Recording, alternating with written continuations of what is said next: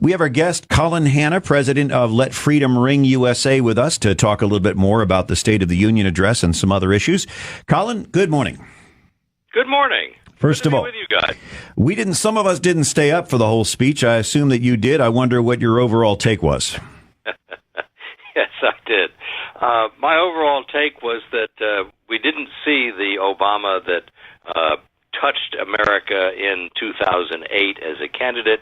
We saw a whiny, hectoring, lecturing, worn-out Obama, putting the finger of blame everywhere but on himself, and missing some of the key themes that I think are indeed necessary to focus on in order to restore America's hope and optimism. You can't do it just by talking about pessimism. You've got to paint a picture, and he doesn't paint a picture because his value set does not include any of the hope that we as Christians naturally derive out of Christ's ministry and the gospel.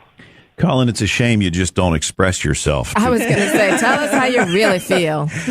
Well, that's what I asked. I asked what you thought of the speech. So what would you have preferred to hear from the President of the United States?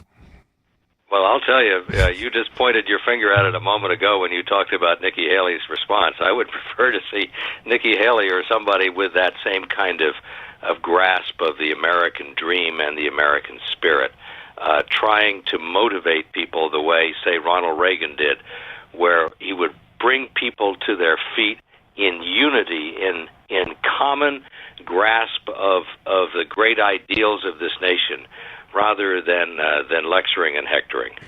You mentioned Ronald Reagan. He was the great communicator. He really was able to rouse the emotions and the enthusiasm of. What's the difference between a Reagan and an Obama in terms of giving a speech like this?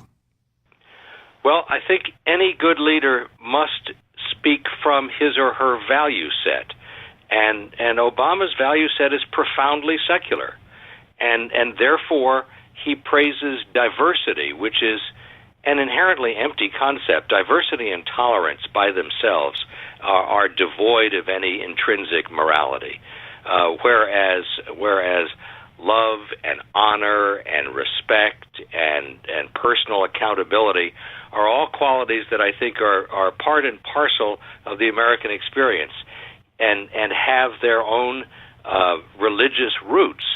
And Obama doesn't have that. There are some, of course, who think that he's a Muslim. I don't think that, but he has grown up in a world in which he doesn't embrace values inherently, other than this notion that we should all accept everything without any recognition that there's a difference between right and wrong, for instance. Well, Colin, this is Gloria. I will say that as I was watching the State of the Union, what made me happy was seeing the two Catholic men sitting behind the president and having seemed like a cordial interaction. And I was like, that's what we would like to see from both parties working together. What do you think it's going to take during what's left of the administration to get that kind of interaction with our elected representatives? Well, I think the leadership that Paul Ryan can exert can in fact restore what we were just talking about.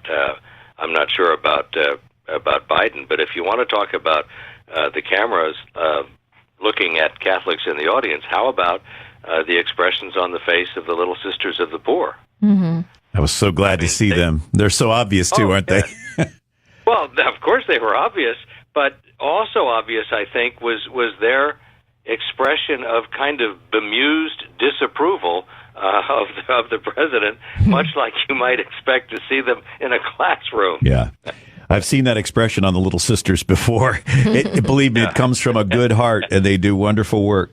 Well, Colin, we appreciate... But nothing about life, nothing about there was nothing. Religious liberty. The comments about guns were disconnected.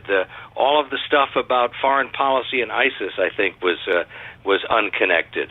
No recognition that violence in our society is the problem rather than guns, and violence is rooted in a reduced respect for life, something that I think you and your audience understand intimately, and the president simply doesn't grasp. the president of Let Freedom Ring USA, Colin Hanna, with us this morning on Morning Glory. Thanks, Colin. We appreciate your enthusiastic and interesting conversation. We appreciate you. Thanks a million. It's an honor to be with you. All right, 22 till.